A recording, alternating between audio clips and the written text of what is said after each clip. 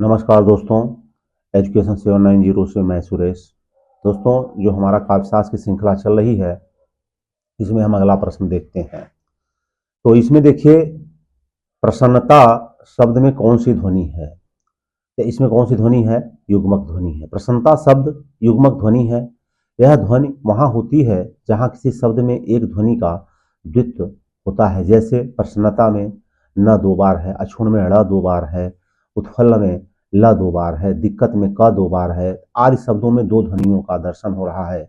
ये सभी ध्वनियाँ युग्मक ध्वनियाँ होती हैं। क्या होती हैं? युग्मक। ये जरूर याद रखिएगा। यह भी महत्वपूर्ण है, आचार्य देव ने किस भाव को 34वां संचारी भाव कहा है? तो आप अवश्य देखे होंगे कि यह छल है। कौन सा है? छल है। आचार्य देव ने छल को 34वां संचारी भाव कहा है। इटावा उत्तर प्रदेश निवासी रीतकालीन आचार्य देव का पूरा नाम देवदत्त था। छल नामक संचारी भाव देव की मौलिक उद्भावना नहीं है, क्योंकि छल का अंतर्भाव अवहित्था नामक संचारी भाव में हो जाता है। देव ने, ये देखो उनकी रचनाएं हैं, भाव विलास, अष्टयाम, प्रेम तरंग, रसानंद लहरी, सुजान विनोद, काव्य रसायन, राग रत्नाकर आदि। तो इसमें सुजान विनोद पे विशेष ध्यान रखिएगा और एक अष्टयाम। आगे देखिए, सिंधु सेज पर धरा वधु अब तनिक संकुचित बैठी सी। सिंधु सेज पर धरा वधु अब तनिक संकुचित बैठी सी, इस अवतरण में कौन सी शब्द शक्ति है? यहाँ हो जाएगा व्यंजना। अभिधा लक्षणा व्यंजना 3 होती है, इसमें व्यंजना हो जाएगा। प्रश्न में दी गई पंक्ति में व्यंजना सब शक्ति है। अभिधा आदि शक्तियों के शांत हो जाने पर विलक्षण अर्थ का बोध कराने वाली शक्ति को व्यंजना से कहते हैं। विश्वनाथ एवं मम्मट दोनों ने व्यंजना सब शक्ति के दो भेद बताए हैं। पहला अभिधा मूलक और दूसरा लक्षणा मूलक। अगला देखिए, बांधा था विधु को किसने इन काली जंजीरों से। बांधा था विधु को किसने इन काली जंजीरों से, प्रसाद की इस पंक्ति का अर्थ किस सब शक्ति से है? या किसे हो जाएगा? लक्षणा से। संप्रति निर्दिष्ट पंक्ति में चंद्र तथा मुख केश की वेणी एवं जंजीर के बीच साम्यता प्रतीत होती है। इन शब्दों को यहाँ पर इसलिए पिरोहित किया गया है ताकि वेणी एवं मंडित मुख के सौंदर्य की अद्वितीयता चित्रित की जा सके। प्रस्तुत पंक्ति में लक्षण शब्द शक्ति है।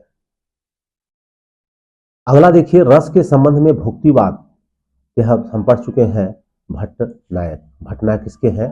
भुक्तिवाद के।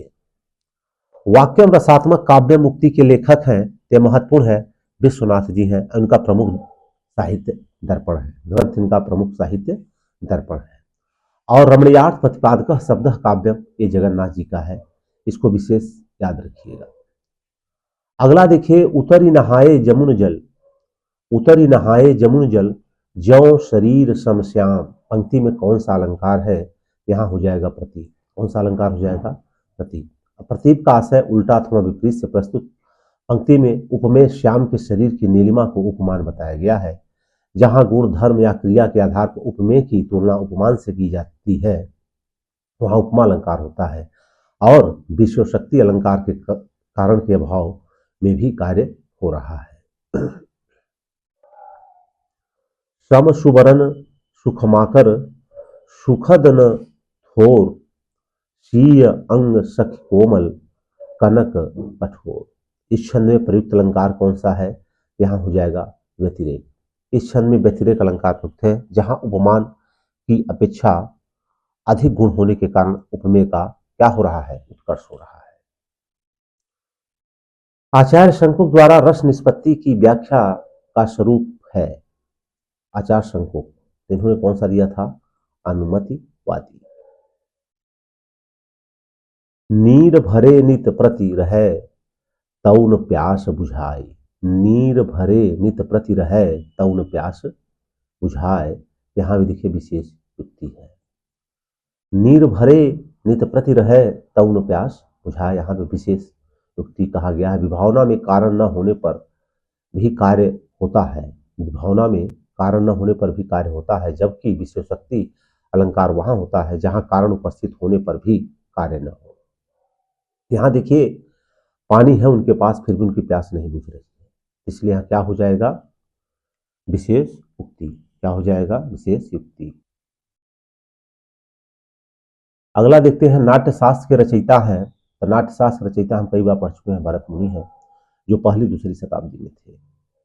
बनन में बागन में बगरो बसंत है, बनन में बागन में बगरो बसंत है। पद्माकर की इस पंक्ति का अर्थ शब्द की किस शक्ति से ग्रहण किया जा सकता है, यह हो जाएगा लक्षणा।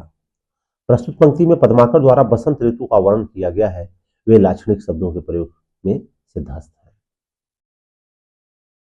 आगे देखिए, आधा पात बबूल का, आधा पात बबूल का तामे तनिक पिसान, लाला जी करने लगे छठे क्षमा से दान। उपयुक्त दोहे में कौन सा रस है, ये हास्य हो जाएगा। क्या हो जाएगा, हास्य हो जाएगा। आचार्य भरत ने किस रस को नाट्य प्रयोग में स्वीकार नहीं किया है, यह है शांत रस। कौन सा, शांत रस। आचार्य भरत ने शांत रस को नाट्य प्रयोग में स्वीकार नहीं किया। जहां तक नाट्य प्रयोजन रसों का प्रश्न है, वे हैं श्रृंगार, करुण, रौद्र, वीर, भयानक, हास्य, विभत्स और अद्भुत। मनहु उमग अंग अंग छवि छलकै, तुलसी की इस पंक्ति में कौन सी सब शक्ति है, यहां हो जाएगी व्यंजना। मनहु उमग अंग अंग छवि छलकै, यहाँ क्या है, व्यंजना शब्द शक्ति। तो यहाँ पर उत्प्रेक्षा अलंकार के कारण व्यंजना सौंदर्य है, अतएव इसे अलंकार व्यंजना भी कह सकते हैं। तो यहाँ देखिए, जहाँ मनहु मनु, जनहु जनु आदि आता है, वहां कौन सा अलंकार होता है, उत्प्रेक्षा अलंकार होता है। आगे देखिए, काव्य शोभा करान धर्मान अलंकार प्रचस्यते उक्ति के लेखक हैं, यह हो जाएगा आचार्य दंडी। इसमें देखिए, दंडी ने कहा था काव्य शोभा करान धर्मान अलंकारान प्रचते। विश्वनाथ ही कहा था वाक्यम रसात्मक काव्यम शब्दार्थों सहितम काम।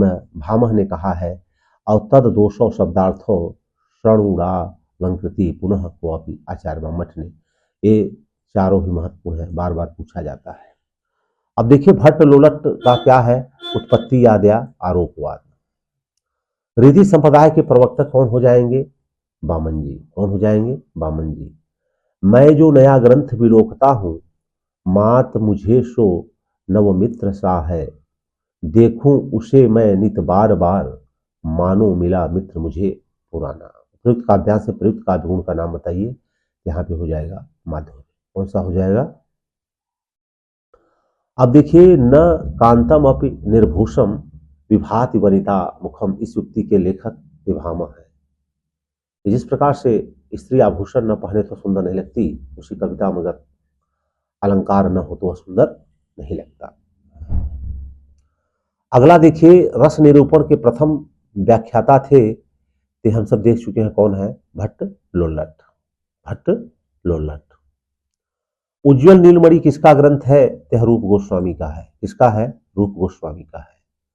रस की संख्या 8 किसने मानी, यह भरत मुनि ने माना था। संचारी भावों की संख्या कितनी है, यह 33 है। वीर रस प्रधान रचना में कौन सा गुण प्रधान होता है, तो ये हो जाएगा ओज। जहां शब्द प्रत्यक्ष अर्थ को त्याग कर किसी और ही अर्थ का प्रतीति कराए, जो उसके प्रत्यक्ष अर्थ की अपेक्षा अधिक चमत्कार पूर्ण हो, काव्यशास्त्र के अनुसार यह इसका लक्षण है, यह हो जाएगा ध्वनि का। यह हो जाएगा ध्वनि का। तो दोस्तों, आज के लिए बस इतना ही, फिर मिलेंगे हम नेक्स्ट वीडियो के साथ। तो दोस्तों, अगर वीडियो अच्छा है तो इसको आप सब लाइक कर दीजिएगा और चैनल को सब्सक्राइब करिए और दोस्तों में इसको शेयर करिए। ऐसे ही श्रृंखला हमारी लगातार चलती रहेगी और इसके बाद हायर में जो जीके आता है उसके लिए भी हमारे वीडियो आएंगे। आज के लिए फिर इतना ही। जय हिंद, जय भारत।